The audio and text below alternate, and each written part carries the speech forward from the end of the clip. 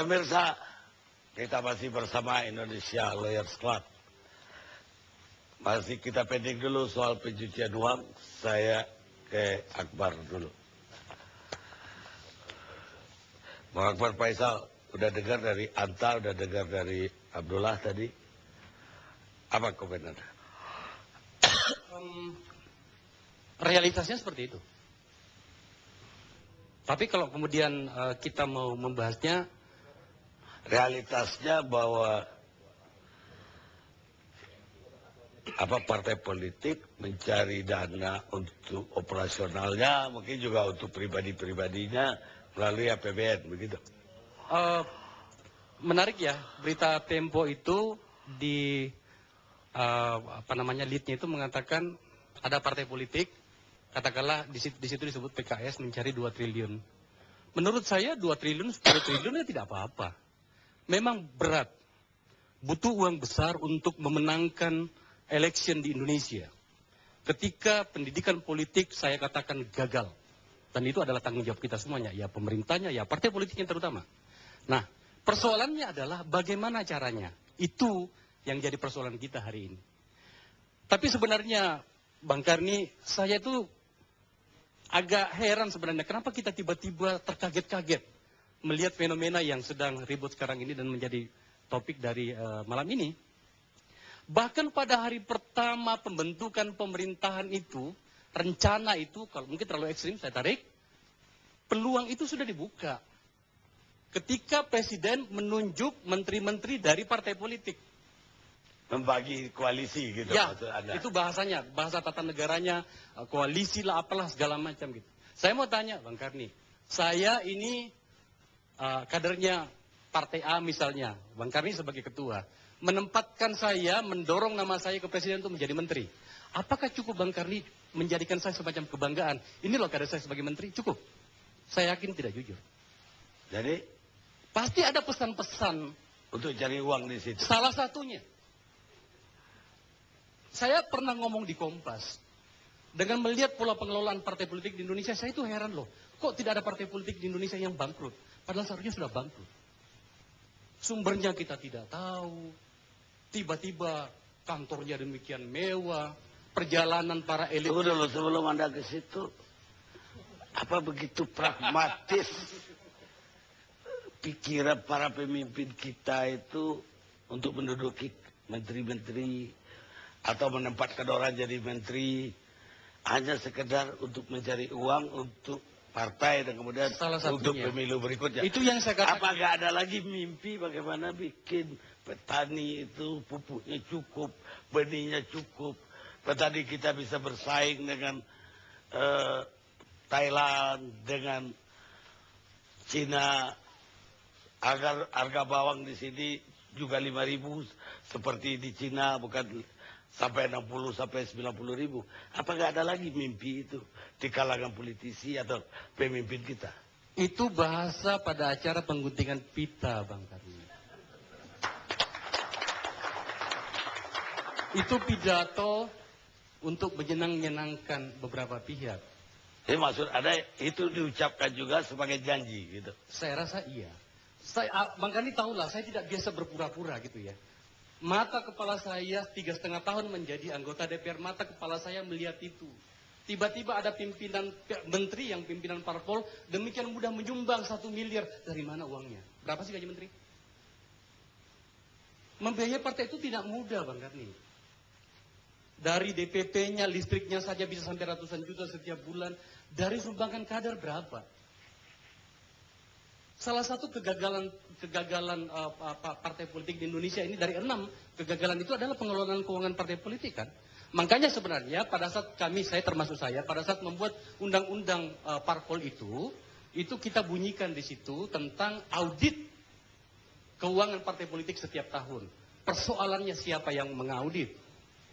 Tidakkah juga audit itu, ya kita tahu semua lah, mohon maaf kalau ada orang audit di sini. Tidakkah kita audit itu kita tahu juga kadang-kadang sesuai setelannya saja. Maka kemudian, menurut saya tidak ada kata lain, Pak Karni, kalau kita mau jujur mengatakan, inilah saatnya kita merestorasi ketatanegaraan kita.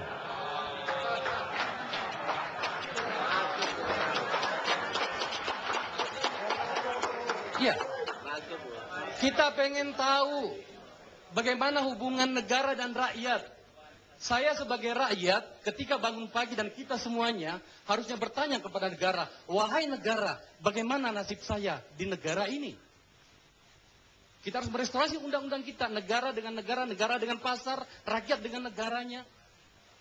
Anda lihat sendiri kan, dan kita lihat semuanya. Kalau kita mau jujur-jujuran ya, undang-undang kita selalu dibuat menjadi abu-abu. Dan pada wilayah abu-abu itulah kemudian kita memainkan diri. Siapa yang menerjemahkannya sesuai dengan kepentingannya. Dan biasanya kekuatan besar yang paling layak mendapatkan pembenaran dari penerjemahannya. Kalau kita mau jujur, Bang Tati. Ya, kalau kita mau jujur. Dan kemudian kita menikmati itu. Menurut saya, kalau mau menyelamatkan negara ini, mohon maaf, saya dari Partai Nasdem dan mengusung restorasi, tapi bukan karena itu. Memang kalau kita jujur, kita merestorasi ketatanegaraan kita. Kita nggak bisa seperti ini terus. Besok akan terjadi lagi seperti ini, siapapun presidennya. Kapan kita berhenti berpura-pura? Kalau 9 partai sekarang, Anda bilang begitu, dan perlu direstorasi. Bagaimana kita bisa, Anda bikin percaya bahwa Nasdem bisa merestorasi? Itu persoalan kami. Dan kami sedang mencoba meyakinkan kita semuanya bahwa kami disiplin dengan itu. Salah satunya adalah kami di partai saya sekarang ini itu adalah merancang bagaimana perpolitikan Indonesia 15, 25, 30 tahun, 50 tahun yang akan datang. Pengelolaan sumber daya alam kayak apa? Supaya tidak lagi kemudian kebijakan yang namanya sumber daya alam dijual atas nama kebijakan. Semua partai juga Tentu janjinya saja begitu. iya. Maka kemudian kami ingin meyakinkan pada Anda Tapi sekalian bahwa kami disiplin dengan itu. Nyatanya mereka cari uang semua. Ada Bang, berikan waktunya untuk itu. Baik, saya mau ke Pak Jurul dulu. Ya, karena ini lagi sesi politik. Aduh. Apa Oke, baik. analisa Anda ini terhadap kasus? Baru menangkap sedikit nih ya, Mas Gar. Ya, Anda udah baca, udah dengar, udah apa. Dan Oke, juga baik. udah keluarin banyak pernyataan. Oke. Paling tidak apa yang disampaikan oleh Bung siapa ini Akbar Faisal. Apa yang saya tangkap adalah sekarang ini, oke, hari ini adalah 21 Mei, 15 tahun yang lalu, Pak Harto mengundurkan diri atas dasar kerja daripada kawan-kawan masyarakat, mahasiswa, rakyat, dan yang lain-lain. Intinya pada waktu itu adalah ingin melakukan perubahan politik menjadi ke arah yang lebih demokratis. Yang paling utama itu adalah di mana kita berharap bahwa yang namanya pelanggaran HAM, kejahatan korupsi, kemudian itu bisa dihilangkan. Itu yang mesti kita ingat pada malam ini. Dan itu melalui pengorbanan bukan hanya nyawa, tapi juga mereka yang hilang sampai detik ini. Bahkan juga mereka yang mati, ribuan orang yang kita sampai lupa tadi juga Akbar Faisal menyebut mereka. Terkenangnya cuma restorasi. Padahal yang lama-lama itu yang hilang, yang mati ditembak, yang terbakar, lupa dia. Itu lupa dia. Nah, lupa ya di restorasi ya. Itu masih di restorasi juga. Oke, baik. Nah, yang kedua yang ingin saya sampaikan adalah bahwa apabila memang problemnya ini adalah pada keuangan partai politik, apakah kita masih sempat sekarang tanggal 21 Mei 2013, pemilu akan dimulai pada tanggal 9 April 2014. Bersedia tidak partai-partai ini melakukan perubahan pada undang-undang? Nasdem belum sempat. Mudah-mudahan bisa masuk. Nah, saya tidak terlalu yakin, bahkan rapat-rapat saja sudah malas semua. Setengah sudah nggak mau hadir. Boro-boro mau mengubah yang namanya undang-undang sehingga partai-partai politik tidak lagi memakan uang yang tidak halal. Saya tidak tahu. Ada yang halal, ada yang tidak halal. Katanya sekarang ini susah membedakan yang hal yang tidak halal karena para politisi itu hanya bisa membedakan uang palsu dan uang tidak palsu. Yang haram dan halal itu sudah tidak bisa dibedakan lagi. Kabarnya begitu, Bang Garidias. Kemudian yang kedua ada, jadi saya curiga tidak mungkin pada saat ini kita melakukan regulasi.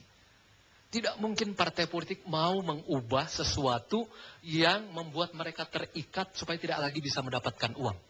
Misalnya seperti itu. Nah, apa yang bisa dilakukan? Partai membuat seleksi yang sangat ketat terhadap calonnya. Kita hitung saja, Untuk DPRD tingkat 1, tingkat 2, dan DPR dan juga DPD ada sekitar 250.000 mungkin yang akan ikut bertarung 9 April 2014 nanti. Dan alhamdulillah yang terpilih mungkin sekitar 25.000 saja. Seperti itu. Nah, sialnya karena soal keuangan ini lalu kemudian partai-partai tidak selektif dalam memilih calon-calonnya. Siapa saja boleh masuk, siapa saja mau menyumbang boleh masuk. Seperti itu. Bahkan saya kemarin bilang, bagus juga tuh yang namanya siapa itu yang polisi yang baru dapat uang banyak bisa ditarik juga sama partai. Masuk dalam daftar calon. Nah, mau tidak selektif? Saya juga curiga mereka tidak mau. Mereka seenaknya saja memasukkan orang yang penting bisa memasukkan uang. Dan yang ketiga, tetapi saya tetap percaya bahwa tanpa partai tidak mungkin menjamin demokrasi. Jadi saya tetap percaya pada mereka.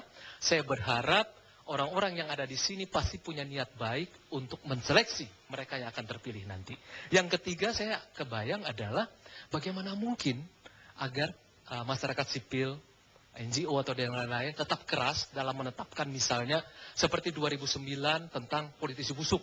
Mereka yang melanggar HAM, mantan koruptor, pelanggar ekologi, illegal logging segala macam itu tidak bisa di ini. Karena tidak ada seorang pun di sini menurut saya yang mau menyalahkan rakyat. Tidak ada yang berani. Bahkan yang paling edan, yang paling suaranya paling gila seperti Sultan Batugana nggak berani menyalahkan rakyat. Percaya deh. Misalnya mengatakan, oh rakyat bodoh, nggak akan berani. Apalagi yang politisi santun seperti banyak yang juga di sini. Dan sialnya lagi, rakyat sekarang sudah masang spanduk di mana-mana. Sultan santun. Rakyat juga sialnya sekarang ini sudah memasang spanduk di mana-mana, siap menerima serangan pajar. Seperti itu. Tapi tidak ada berani juga yang menyalahkan semacam itu. Jadi menurut saya sekarang, beban pada partai politik, beban yang kedua adalah pada teman-teman yang bagaimana Anda melihat yang terjadi di PKS sekarang? Yang terjadi di PKS sekarang memang soal duit juga sih menurut saya. Soal sampai duit. di mana prahara ini menurut Anda? PKS itu menurut saya sekarang sudah sampai di ujung jurang. Jadi sekarang apa saja, atau kalau mau dikatakan di dalam sungai, sudah tenggelam, apa saja yang bisa dipegang. Termasuk pustun-pustun pun dipegang, mungkin begitu ya. Saya kira kita lanjutkan setelah ini. Saya hanya mau mengutip Andrew Jackson, Presiden Amerika ke-7. Dia mengatakan, saya meratapi kebebasan negeriku ketika saya melihat sejak dari awal keberhasilannya. Korupsi itu sudah tertanam dan terikat pada begitu banyak anggota Dewan Perwakilan Rakyat. Dan hak rakyat ditukarkan dengan jabatan. Kita rehat sejenak.